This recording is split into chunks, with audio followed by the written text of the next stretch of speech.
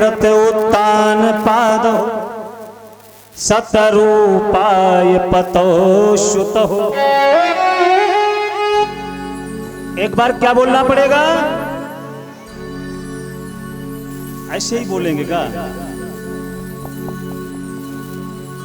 आज व्रत को पंचम दिवस आएगा ना कि चतुर्थ दिवस, पंचम दिवस व्रत को है ना, चतुर्थ दिवस कथा को है। जाए वजह से कुछ सामर्थ्य कम सी लग रही। तेरा एक बार भाव से क्या बोलना पड़ेगा? राधे राधे। 3 कन्याएं का वर्णन श्री सुखदेव जी महाराज ने किया। 2 पुत्र हैं, प्रियव्रत और उत्तान। सुखदेव जी कहते हैं राजन, जो उत्तान पाद हैं इनकी 2 पत्नियां हैं। एक का नाम है सुनीति और दूसरी का नाम है सुरुचि। और ये कथा, क्योंकि उत्तान पाद कौन? जिसका पैर ऊपर सर नीचे, वो उत्तान पाद। अर्थात संसार में जितने भी जीव हैं ये सब उत्तानी पाद हैं, क्योंकि जब मां के गर्भ में जीव होता है तो सभी का पैर ऊपर और सर नीचे होता है। और हर जीव की 2 ही पत्नियां होती हैं।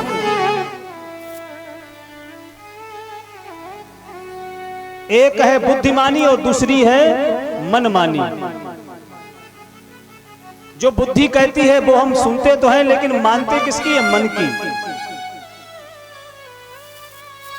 डॉक्टर ने कहा आपका ब्लड प्रेशर थोड़ा ज्यादा बढ़ा हुआ है, तो ऐसा है कि ज्यादा चटपटा मत खाइए। तो बुद्धि कह रही कि ठीक है भाई चटपटा मत खाना, लेकिन मन कह रहा है कि कुछ चटपटा हो जाए। तो मानोगे किसकी? मन की। बुद्धि की हम सुनते तो हैं लेकिन मानते अपने मन की हैं, क्योंकि जो मन कहता है हम वही करते हैं। ऐसे जो सुनीति और सुरुचि 2 पत्नियां हैं, तो जो सुनीति है वो सुष्टुर नीति अर्थात धर्म की नीति है। जो धर्म की नीति के अनुसार चले, माने, बात करे, वो सुनीति है। और जो अपनी रुचि के अनुसार चले, स्वस्थ रुचि, ससरुचि, तो जो सुनीति है उसी के गर्भ से ध्रुव पैदा होता है, उसी से प्रकट ध्रुव होता है। क्योंकि जो बुद्धि है वो जब स्थिर होती है तो ध्रुव क्या है? वो अटल है, अटल सत्य है, तो ध्रुव प्रकट होता है। मैया सुनीति के गर्भ से ध्रुव प्रकट हुए। जब ध्रुव थोड़े बड़े हुए, संतों के पास जाती है कथा सुनने के लिए सुनीति, क्योंकि सुरुचि को जब विवाह करके लाए उत्तान पाद, तो सुनीति को घर से बाहर निकाल दिया। क्योंकि सुरुचि ने कहा कि मैं इनके साथ नहीं रह सकती, क्योंकि हमारा संबंध ये सौत का है और सौत के संबंध में मैं इनके साथ नहीं रह सकती। तो जो उत्तान पाद हैं वो सुरुचि से ज्यादा प्रेम करते हैं, उसके रूप रंग से। इसलिए सुरुचि के लिए सुनीति को महल से बाहर निकाल दिया। और मैया जिस समय ध्रुव के साथ में जब जाती है भगवान की कथा सुनने के लिए, तो संतों ने देखा, संतों ने कहा बेटा मांगो क्या चाहिए, तुम अपने पुत्र को लेकर आती हो, तुम्हारी बड़ी सुंदर नीति है, भगवान के प्रति तुम्हारा सच्चा प्रेम है, मांगो तुम्हें क्या चाहिए। मैया ने बड़ा सुंदर कही बात। उन्होंने कहा अगर कुछ दे सकते हो तो हमें एक वरदान दे दो कि हमारे तो पुत्र है, लेकिन जो हमारी बहन है सुरुचि, उसके कोई संतान नहीं है, उसे भी संतान हो जाए। संतों ने कहा तुम कैसी हो, जिसने तुम्हें घर से निकलवा दिया, बाहर कर दिया, तुम्हारे पति से तुम्हें दूर कर दिया, और तुम उसी के मंगल की कामना करती हो। सुनीति ने कहा आप ही तो कहते हैं कथा में कि कोहु न काहु सुख दुख कर दाता, निज कृत कर्म भोग सब। संसार में जो कुछ है वो सर्व कर्म से ही प्राप्त होता, तो मैं अपने दुख का कारण उन्हें कैसे मानूं, अपनी बहन को क्यों मानूं। शायद मेरा ही कुछ कर्म ऐसा बिगड़ा जिसकी वजह से हमें ये सब मिला। संतों ने कहा जाओ ठीक है, अगर तुमने चाहा है तो तुम्हारी उस बहन को भी पुत्र होगा, लेकिन जो तुम्हारा पुत्र ये भगवान का भक्त होगा, वरदान दे दिया। एक दिन की बात, ध्रुव पहुंच गए हैं महल में, उत्तान पाद सिंहासन पर बैठे हुए, और जैसे ही ध्रुव को देखा तो अपने पुत्र को देखकर इसने ही उमड़ आया, ध्रुव को उठाकर अपनी गोद में बैठा लिया। और जैसे ही गोद में बैठाया, ये बात सुरुचि देख रही थी। सुरुचि दौड़ कर आई और सुरुचि ने हाथ पकड़कर ध्रुव का नीचे उतार दिया, धक्का मार दिया, जाओ भाग जाओ यहां से। और अगर इस गोद में बैठना चाहते हो तो तपस्या आराध्यम पुरुषम, जाओ तपस्या करो। और तपस्या के द्वारा जब भगवान प्रसन्न हो जाएं तो उनसे कहना कि हमें मैया सुनीति के गर्भ से जन्म मिले। जब हमारे गर्भ से तुम प्रकट हो जाओगे तो तुम इस सिंहासन के अधिकारी हो सकते हो, नहीं तो नहीं, जाओ। वहां से भगा दिया। ध्रुव रोते हुए आ रहे हैं। सुनीति ने जिस समय देखा, सुनीति ने कहा क्या हुआ बेटा, क्यों रो रहे हो, किसी ने मारा है क्या, कुछ कहा है? क्षत्रिय रक्त है इसलिए क्रोध भी आ रहा है, बालक है रो भी रहे हैं। सारी बात बताई। मौसी ने धक्का मारकर हमें भगा दिया। क्या वो मेरे पिता नहीं है? मैया ने कहा वो तुम्हारे पिता तो हैं लेकिन वो तुम्हारी मां नहीं है।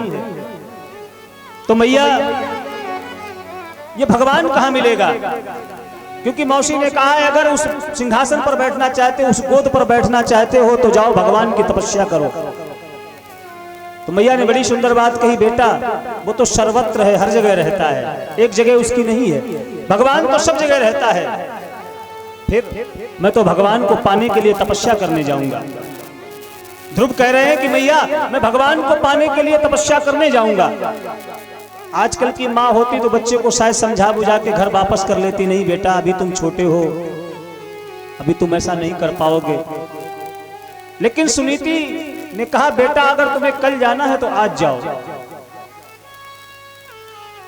क्योंकि ये तो बड़े सौभाग्य की बात है। वो माँ बड़ी बड़भागी है जिसका पुत्र भगवान का चरणा अनुरागी बन जाए। अरे मैं तो बड़ी भाग्यवान हूं कि तुम जैसा पुत्र मुझे प्राप्त हुआ है। तुम्हारे मन में ये भाव है कि भगवान को पाना है तो जाओ। ध्रुव ने घर छोड़ दिया। 5 वर्ष का बालक घर छोड़कर चल दिया, जा रहा है भगवान को पाने के लिए। इधर नारद जी ने विचार किया ये 5 वर्ष का बालक भगवान की तपस्या करने जा रहा है, जरा इसका परीक्षण किया जाए। ये जो वैराग्य है ये स्थिर है या क्षणिक वैराग्य है? हो सकता है क्योंकि वैराग्य जीवन में सबके आता है लेकिन वो टिकता नहीं है। जब हम किसी के साथ शव यात्रा में जाते हैं तब भी वैराग्य आता है। हर कोई ये कहता संसार में कुछ नहीं है भैया, एक ना एक दिन सबको ये शरीर त्यागना होता है और यहीं आना होता है, लेकिन वो सब थोड़ी देर के लिए आता है वैराग्य। वहां से जैसे ही पीछे घूमे सब कुछ याद आने लगता है, फिर वही सारे काम शुरू हो जाते हैं। वही चोरी करना, वही एक दूसरे से झूठ बोलना, वही छल, वही कपट, सब प्रारंभ हो जाता है। वैराग्य तो आता है लेकिन वो बहुत कम समय के लिए आता है। नारद ने विचार किया लाओ इसका परीक्षण करें जरा, आखिर किसी ने डांटा है, इसको मारा है तो इसलिए इसके मन में ये क्षोभ है, शायद इसीलिए अभी समझाएंगे तो मान जाएगा, वापस चला जाएगा। नारद जी आ गए। नारद जी को जैसे ध्रुव ने देखा प्रणाम किया। नारद ने कहा बेटा कहाँ जा रहे हो? ध्रुव ने कहा बाबा हम भगवान को पाने के लिए जा रहे हैं। नारद ने कहा अभी तुम्हारी अवस्था कितनी है? 5 वर्ष के तुम हो और भगवान को पाना इतना सरल भी नहीं है। हजारों ऋषि जिन्होंने अपनी पूरी उम्र भगवान को पाने के लिए समाप्त कर दी लेकिन भगवान उनको नहीं मिला। जरूरी नहीं कि तुम्हें भगवान मिल ही जाएगा, क्योंकि भगवान साधन साध्य नहीं, भगवान कृपा साध्य है। यज्ञ के द्वारा भगवान मिलेगा ये कन्फर्म नहीं है कि वो मिलेगा, कथा के द्वारा भगवान मिलेगा लेकिन ये भी कन्फर्म नहीं कि वो मिलेगा नहीं, किसी साधना से भी नहीं मिल सकता वो, और वो ऐसा है कि बिना साधना के भी मिल सकता है। क्योंकि भगवान तो कृपा जिस पर कर दे उसे तो बिना कुछ किए भी मिल सकता है, और जिस पर वो ना चाहे वो कितना ही प्रयास करे भगवान उसे नहीं मिल सकता है। वो कृपा साध्य है। बेटा तुम्हारी अवस्था बहुत कम है, और जिस वन में तुम तपस्या करने के लिए जा रहे हो वहां शेर रहता है, चीता रहता, भालू रहता, बड़े बड़े विशाल जानवर रहते हैं, तुम्हें तो तुरंत चट कर जाएंगे, खा जाएंगे। ध्रुव ने बड़ी अच्छी बात कही। ध्रुव ने कहा बाबा क्या जंगल में भगवान नहीं रहता है? अरे जिसके लिए मैं जा रहा हूं क्या वो मेरी वहां रक्षा नहीं करेगा क्या? नारद को लगा बात तो सही कह रहा है, विश्वास मजबूत है इसका। नारद ने सब प्रकार से परीक्षा ली, परीक्षा में ध्रुव पास हो गए। नारद ने कहा गुरु करे, बिना गुरु के भगवान नहीं मिलते हैं। गुरु करना पड़ता है तब भगवान मिलते हैं, क्योंकि गुरु मार्ग बताता है। ध्रुव ने कहा गुरु जी कहाँ ढूंढने जाएं, और आपसे अच्छा तो कोई गुरु मिलने वाला भी नहीं। साष्टांग चरणों में लेट गए, गुरु जी आज से आप हमारे गुरु, हम आपके शिष्य। कान में मंत्र दे दिया, जो भागवत का द्वादक्षर मंत्र है वही कान में फूंक दिया। ओम नमो भगवते वासु, जाओ इस मंत्र का जाप करो और भगवान जरूर मिलेंगे। ध्रुव भैया पहुंच गए वृंदावन में, और वृंदावन में एक बड़ी सुंदर जगह है मधुबन, यमुना का किनारा है, और उसी मधुबन में बैठकर ध्रुव भैया तपस्या करने लगे, इसी मंत्र का जाप करने लगे। जो मंत्र गुरु जी ने दिया इसी का मन में जाप करने लगे, और तपस्या को थोड़ा कड़ा कर रहे हैं। देखो तपस्या करना भी तरीके से है, कैसे की जाए। अब आपने कभी कोई व्रत नहीं रहा और आप ये कह दें कि नहीं इस बार नवरात्रि में है तो हम लौंग खाकर रहेंगे, तो व्रत तो नहीं हो पाएगा, फिर दूसरे दिन डॉक्टर जरूर आ जाएगा। उसके लिए प्रयास पहले धीरे धीरे करिए। शरीर अगर नहीं सामर्थ्य दे रहा है, एक बार फल खाकर व्रत रहिए, दूसरा दिन जब आ जाए तो फल भी बंद कर दीजिए, जल पी कर रहिए, तीसरा दिन आए तो जल भी त्याग दीजिए, फिर लौंग खाकर रहिए। जब शरीर उस अनुकूल हो जाए तो ऐसी व्यवस्था के द्वारा व्रत रखना चाहिए। तो वही व्यवस्था अपनाई है ध्रुव भैया ने। 3 दिन में एक बार जगते हैं और फलों का आहार करके भगवान का भजन कर रहे हैं। तपस्या को थोड़ा और कड़ा किया। 1 महीना बीता, जैसे दूसरा माह लगा तो तपस्या को थोड़ा और कड़ा कर दिया। अब 6 दिन में एक बार जगते हैं, और फल नहीं, अब सिर्फ यमुना जल पीते हैं, और यमुना जल पीकर भगवान का भजन करते हैं। तीसरा महीना जब आया तो 9 दिन में एक बार जगते हैं, 9 दिन तक तपस्या करते हैं, और 9 दिन में एक बार अपने नेत्रों को खोलकर, और जो बेल पत्री या पत्ते जो गिर जाते हैं भूमि पर, वृंदावन के पत्ते भी नहीं तोड़ना चाहिए। ऐसा संत जन कहते हैं कि वृंदावन में ये पत्ते, ये कोई पत्ते नहीं है, ये सब भगवान के ही भक्त हैं। जो कोई वृक्ष बनकर प्रकट हुआ, कोई पत्ते बनकर प्रकट हुआ। वृंदावन के वृक्ष को मरम न जाने को, जहाँ डाल डाल और पात से श्री राधे राधे हो, श्री राधे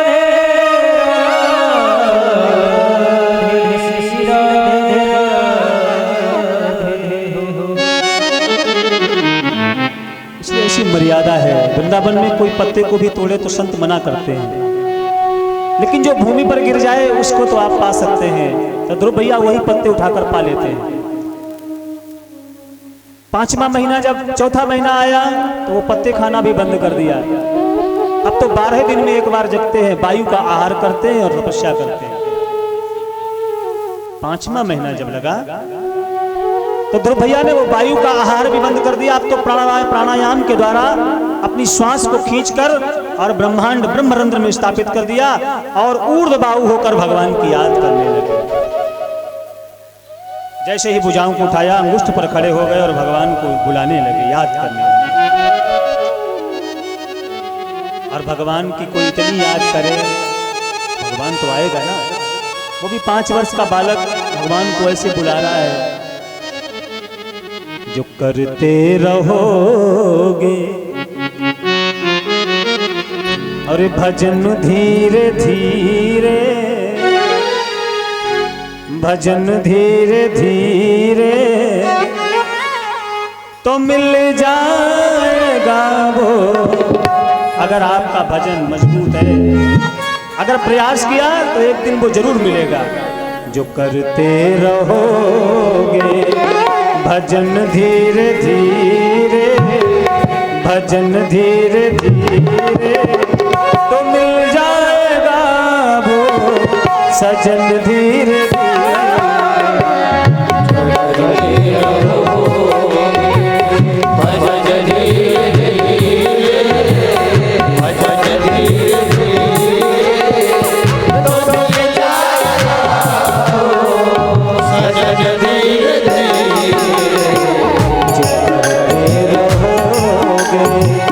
भजन धीरे धीरे, भजन धीरे धीरे तो मिल जाएगा वो सजन धीरे धीरे।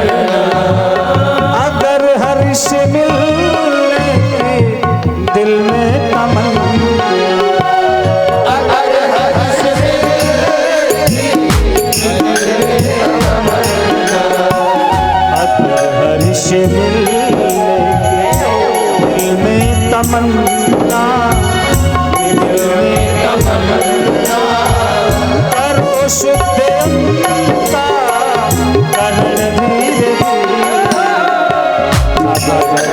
रहो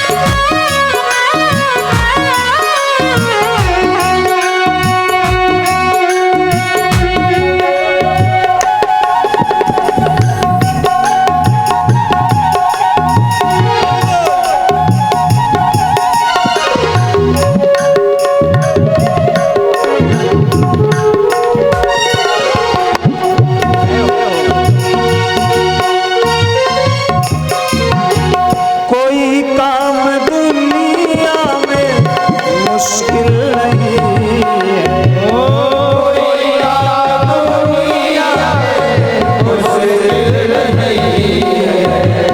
कोई काम दुनिया में मुश्किल नहीं है,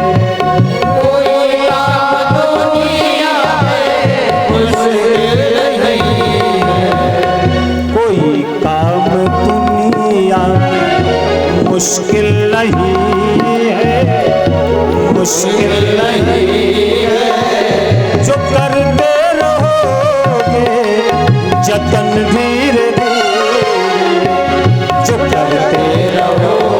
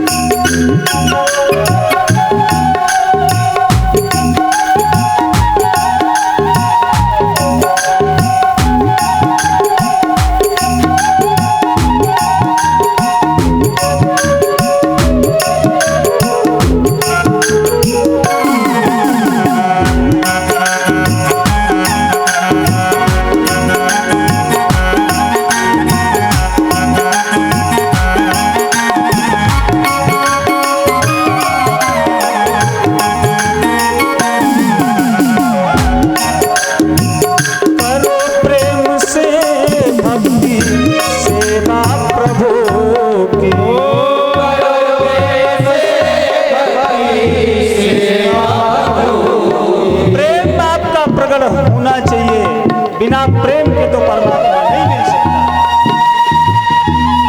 आपकी भक्ति कितनी ही कठोर क्यों ना हो, लेकिन अगर प्रेम नहीं है तब भी परमात्मा नहीं आ सकता। करो प्रेम से भक्ति सेवा हरि,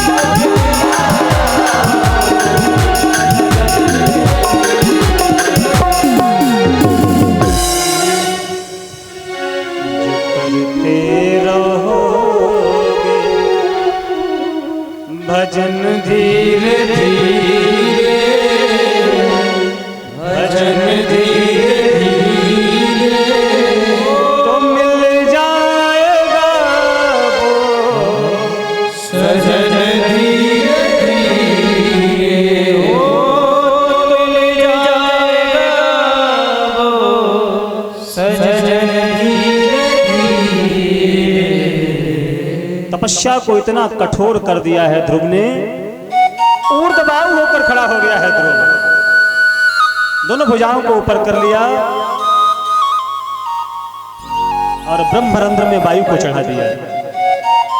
सारे देवता भाग खड़े हुए, सारे देवता भागकर भगवान श्री हरि के पास पहुंचे। प्रभु हमारी रक्षा करो, हमारी रक्षा करो। क्या हुआ? नैवं विदामो भगवन् प्राणरोधम चराचरस्याखिल सत्त्वधामनः विदेहि तन्मे व्रजनाब्धिमोक्षं प्राप्ता वयं त्वां शरणं शरण्यम्। हम आपकी शरणागति है प्रभु, हमारी रक्षा करो, हमारी रक्षा करो। ऐसा लग रहा है जैसे कोई हमारे प्राणों को खींच रहा है। नैवं विदामो भगवन प्राण रोधम, ऐसा लग रहा है हमारे प्राण अभी चले जाएंगे। अब हमारी रक्षा करो, हमारी रक्षा करो। भगवान ने कहा परेशान मत हो, हम जान रहे हैं क्या बात है। एक हमारा 5 वर्ष का भक्त है जो हमारी याद में बैठा है और उसने अपनी प्राणवायु को खींचकर ब्रह्मरंध्र में चढ़ा दिया है। उसने अपनी श्वास को बंद कर रखा है, इसीलिए तुम सबकी श्वास बंद हो रही है। हम अभी जा रहे हैं, अभी जाकर उसको दर्शन उसका करेंगे। भगवान देने नहीं दर्शन जा रहे हैं, भगवान कह रहे हैं हम दर्शन करने जा रहे हैं। और जैसे ही उसकी श्वास प्रारंभ हो जाएगी आप सबकी ठीक हो जाएगी। भगवान बैठकर गरुड़ पर आए हैं और जिस समय गरुड़ पर बैठकर भगवान आए और जहां पर ध्रुव भैया भगवान की याद में खड़े हैं, भगवान सामने जाकर खड़े हो गए। लेकिन ध्रुव तो नेत्रों को बंद करके खड़े हैं, भगवान सामने खड़े, लेकिन ध्रुव नेत्र खोले तो भगवान को देखने, वो तो नेत्र बंद करके खड़े और अपने हृदय में भगवान की झांकी का दर्शन कर रहे हैं। उस चित्र का दर्शन कर रहे हैं जो अपने हृदय में बिठा रखा है भगवान का। भगवान ने देखा कि ये मेरे चित्र का दर्शन कर रहा है। भगवान ने अपनी माया के द्वारा जी हुई उस चित्र को खींचा है, जी हुई छवि को खींचा। वैसे ही ध्रुव ने नेत्र खोल दिए, सामने भगवान को देखा। अब ध्रुव भगवान को देख रहे और भगवान ध्रुव की ओर देख रहे, लेकिन कोई किसी से बोल नहीं रहा। भगवान सोच रहे हैं कि ध्रुव कुछ बोले, कुछ कहे, लेकिन ध्रुव विचार कर रहे हैं कि हम कहें तो क्या कहें, क्योंकि जब घर से चले तो मैया ने आशीर्वाद दिया जाओ भगवान मिलेंगे, गुरुजी ने मंत्र दिया जाओ भगवान इससे मिलेंगे, लेकिन किसी ने ये नहीं बताया कि जब भगवान मिलेंगे तो उनकी स्तुति कैसे करनी है, उनसे कहना क्या है, ये तो किसी ने नहीं बताया। तो क्या करें? और 5 वर्ष का बालक स्तुति करना भी चाहे तो कैसे करे? भगवान ये बात समझ गए। सो तुम जानो अंतर्यामी, भगवान तो अंतर्यामी है ना, वो जान गए और भगवान ने अपना जो शंख है वो ले जाकर जैसे ही ध्रुव के गाल पर स्पर्श किया, वैसे ही ध्रुव भैया वेदवाणी में बोलने लगे। ध्रुव कहते हैं प्रभु योन्ता प्रविश्य मम वाचमिमां प्रसुप्ता संजीवयत्यखिल शक्तिधरा सदा अन्यस्त हस्त चरण श्रवणत्वगादीना प्राणान् नमो भगवते पुरुषाय। हे जगत नियंता, हे जगताधार, हे जगत के पालक, आपको बार बार प्रणाम है, क्योंकि मेरी वाणी तो थी लेकिन सो रही थी। जिह्वा तो है लेकिन ये